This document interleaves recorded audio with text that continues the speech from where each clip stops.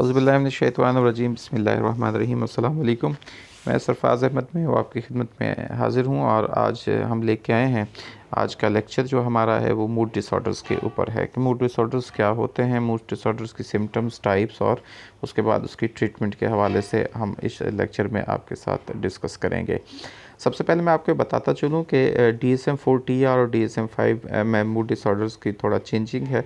अभी इस वक्त जो DSM-5 हमारा जो डायग्नोसिस है उनमें मेजर डिप्रेसिव डिसऑर्डर के सिंगल एपिसोड के साथ और मेजर डिप्रेसिव डिसऑर्डर रिकरेंट जो है वो आता है। उसके अलावा पहले जो मिक्स्ड हमारा डिप्रेस डिसऑर्डर था, क्रॉनिक सब टाइप्स थी, उनको डिस्थीमिया यानी क्रॉनिक डिप्रेशन में कर दिया गया है।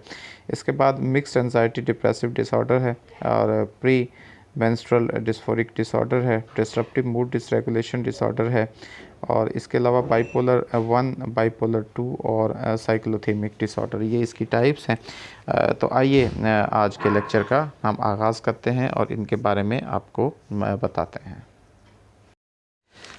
मूड डिसऑर्डर बेसिकली इमोशंस की डिस्टर्बेंस होती है। इसमें एक्सट्रीम सैडनेस से लेकर डिसएंगेजमेंट ऑफ डिप्रेशन से और एक्सट्रीम एलेशन और इरिटेबिलिटी तक ये जाता है। यानी इसमें ज़्यादातर जो प्रॉब्लम्स हैं वो मूड की होती हैं और मूड इश्यूज इसमें होते हैं और ये सीवियरिटी लेवल इसका हाई हो जाता है। यानी नॉर्मल जो है वो डिप्रेशन से लेकर या डिप्रेस मूड से लेकर फिर वो सीवियरिटी लेवल तक जो है वो चला जाता है। इसमें मुख्तलिफ स्टेजेस आती हैं। तो मूड डिसऑर्डर जो है डिप्रेसिव डिसऑर्डर या मेनिया की तरह इसमें जो है वो डिसेबल हो जाता है, डिसेबलिंग जो हमारा डिस्टर्बेंसेस होती है इमोशंस के अंदर। तो इसकी मुख्तलिफ टाइप्स के हवाले से हम सबसे पहले मेजर डिप्रेसिव डिसऑर्डर जिसको कहते हैं कि ये डिसऑर्डर है जिसमें इंडिविजुअल्स जो एक्सपीरियंस करते हैं एपिसोड्स ऑफ डिप्रेशंस की एपिसोड्स इसमें होती हैं बट नॉट ऑफ मेनिया की इसमें नहीं होती हैं।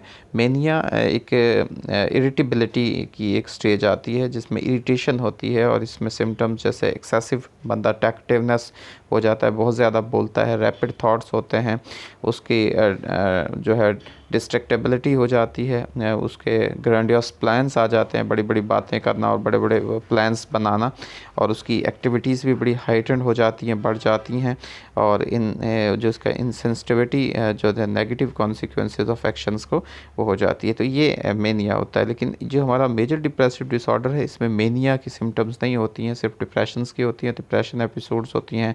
उसमें सैडनेस होती है, लॉस ऑफ प्लेयर होता है, accompanied by symptoms such as feeling of worthlessness and guilt होती है, withdrawal from others होता है, loss of sleep हो जाती है, appetite और sexual desire जो है उसमें loss उसकी हो जाती है और अदर lethargy और agitation उसके अंदर जो है पाई जाती है।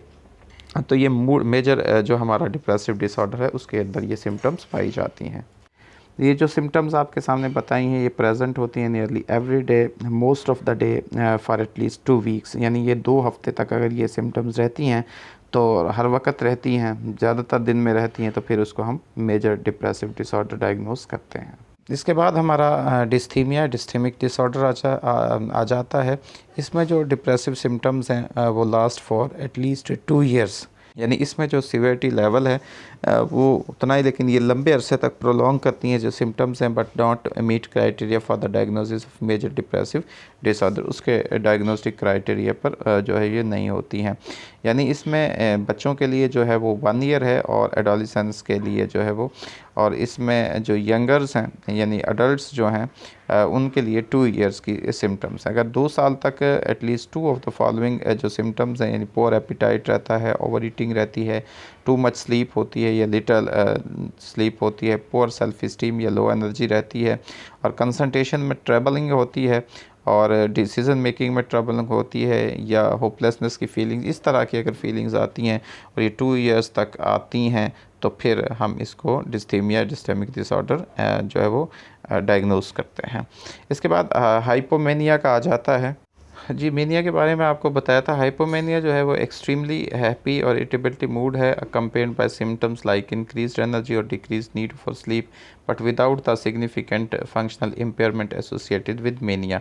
यानी मेनिया में जो है वो जो इसका थोड़ा सा याद रखिएगा, मेनिया के अंदर जो है वो सिम्टम्स तकरीबन एक हफ्ते तक होती है, उसमें हॉस्पिटलाइजेशन की ज़रूरत पड़ती है, यानी हम महसूस करते हैं कि बंदे को हॉस्पिटल लेके जाना चाहिए। लेकिन जो हाइपोमेनिया है उसके अंदर जो है सिम्टम्स वो 4 डेज़ तक होती हैं, जो डायग्नोस्टिक क्राइटेरिया है उसमें 4 डेज़ तक होती है। क्लियर चेंजेस होती हैं, लेकिन इसमें जो है वो इसमें ज़्यादा जो सिग्निफिकेंट फंक्शनल इम्पेयरमेंट जो है वो ज़्यादा जो होती है वो मेनिया के साथ होती है। इसमें जो है वो इतना प्रॉब्लम्स नहीं होती, लेकिन फ़र्क ज़रूर नज़र आता है इंसान के जो है कि उसके अंदर डिक्रीज़ हो गई है नीड फॉर स्लीप की, और जो उसमें सिम्टम्स आती है इंक्रीज एनर्जी हो जाती है, इंक्रीज एनर्जी होती है, और दूसरी जो चेंजेस होती हैं फंक्शनल जो कि ऑब्जर्वेबल होती हैं दूसरों के लिए।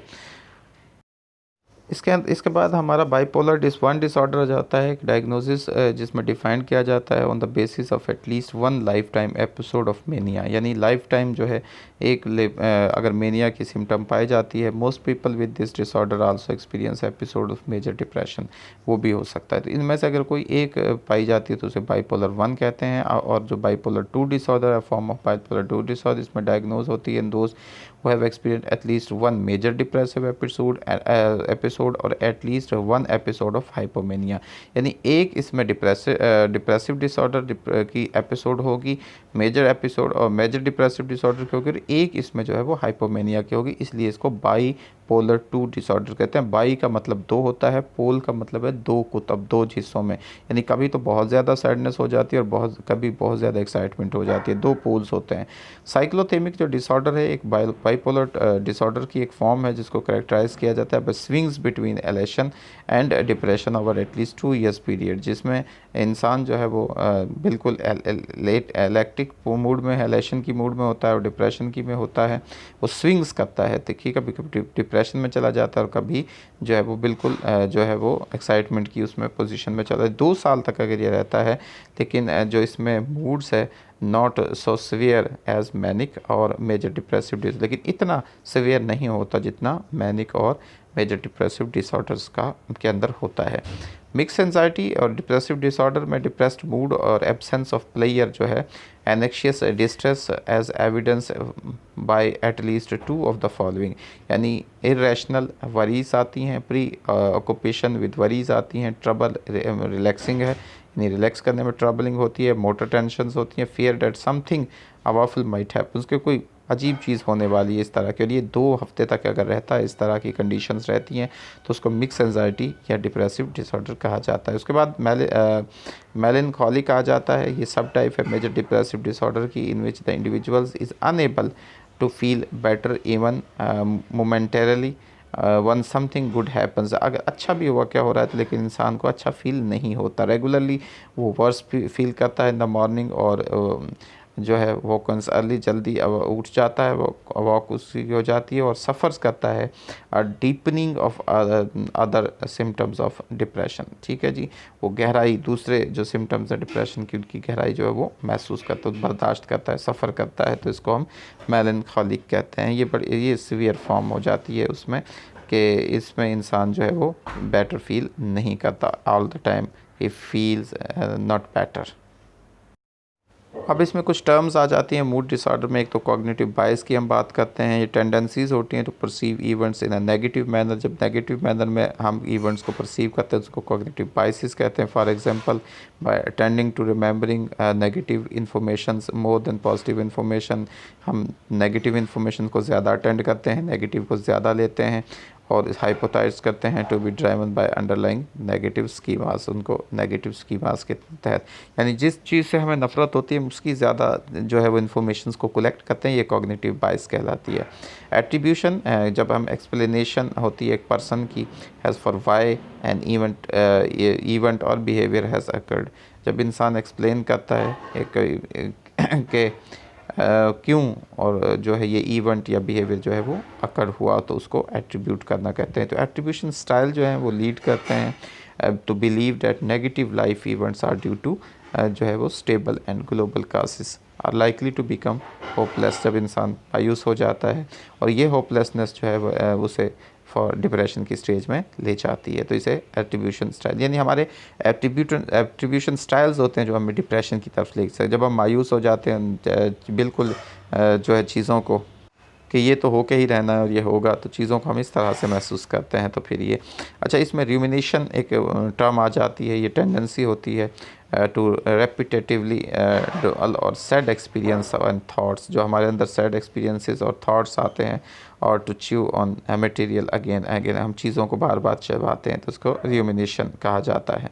तो सुसाइड जो है उसमें भी बिहेवियर इन्वॉल्व होता है जिसमें कि डेथ हो सकती है, और एक्चुअली डू सो, और इंसान ऐसा करता है सुसाइड, यानी जिसको ख़ुदकुशी कहा जाता है, उसमें इंसान का सब बिहेवियर जो कि इंसान मौत की तरफ जाता है और मौत को कबूल करने की कोशिश करता है। तो नॉन सुसाइडल सेल्फ इंजरी जो है उसमें behaviour that are meant to cause immediate bodily harm, जिसमें इंसान अपने जिस्म को तकलीफ़ पहुंचाना चाहता है, but are not intended to cause death, लेकिन उसमें उसकी जो सोच होती है वो कास्ट नहीं होती। और अक्सर जो सुसाइड्स या डेथ्स होती हैं वो नॉन सुसाइडल सेल्फ इंजरी की वजह से होती हैं। इंसान अपने आप को तकलीफ़ पहुंचाना चाहता है किसी को दिखाने की खातर, या अपने आप को जो है वो एक्सप्लोर करने की खातर वो करता है, लेकिन बाद में यही जो नॉन सुसाइडल सेल्फ इंजरी है उसके लिए काज ऑफ डेथ बन जाती है।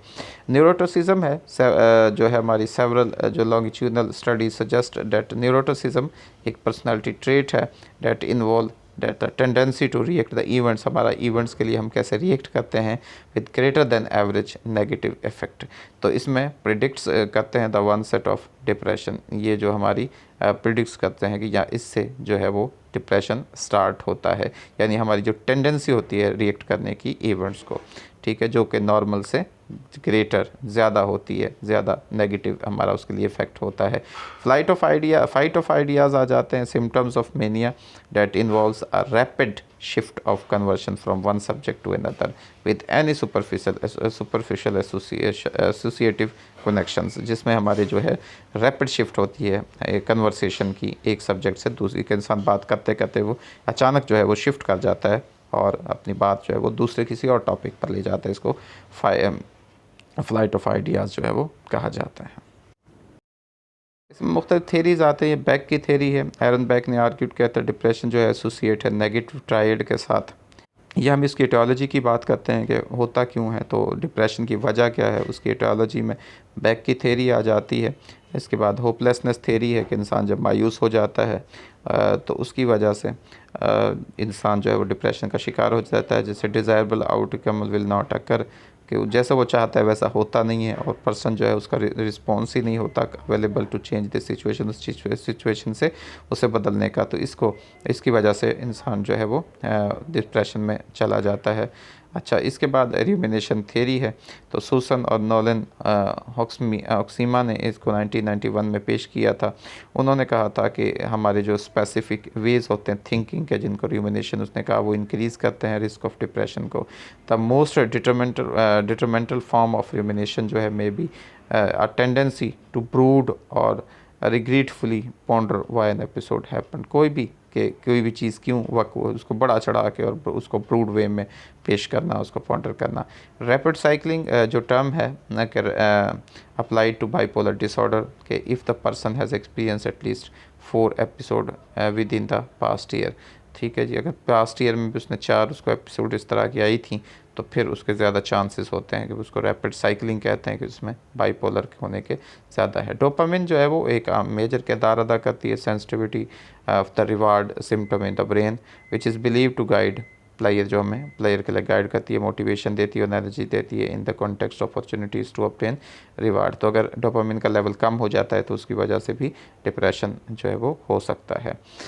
कशिंग सिंड्रोम है जी, and endocrine disorder usually affecting young womens को इफेक्ट करता है, produced by over secretion of cortisone और मार्क बाय मूड स्विंग्स इसमें होते हैं, इरिटेबिलिटी होती है, एजिटेशन होती है और फिज़िकल सिग्निफिकेंस होती है इस कशिंग्स सिंड्रोम्स के अंदर। तो ये थी हमारी टर्म्स, जो मुख्तलिफ टर्म जो है मूड डिसऑर्डर के अंदर यूज़ की जाती हैं।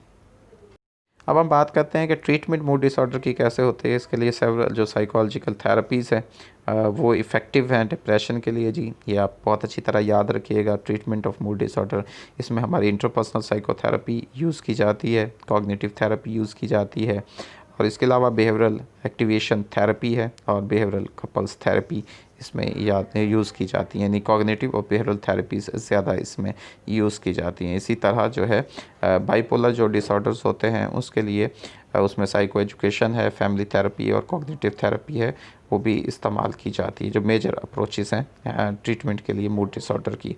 उसके अलावा इलेक्ट्रोकन्वल्सिव शॉक जो होते हैं वो भी दिए जाते हैं। कुछ जो एंटी डिप्रेशन ड्रग्स हैं, ट्राईसाइक्लिक्स आती हैं, सेलेक्टिव सेरोटोनिन एरोप्टेक इनहिबिटर्स आ जाते हैं जिनको SSRIs भी कहा जाता है, और MAOIs जो हैं वो भी इसमें दिए जाते हैं। इसके अलावा उनकी वजह से वो लिफ्टिंग करते हैं डिप्रेशन को। लिथियम जो है वो बेस्ट रिसर्च ट्रीटमेंट है फॉर बाइपोलर डिसऑर्डर के लिए, लेकिन जो एंटी साइकोटिक और एंटी कन्वर्सेंट मेडिकेशंस हैं वो भी आपकी जो मैनिक सिम्टम्स हैं उनको डिक्रीज़ करने में मदद करती है। तो ये ट्रीटमेंट है।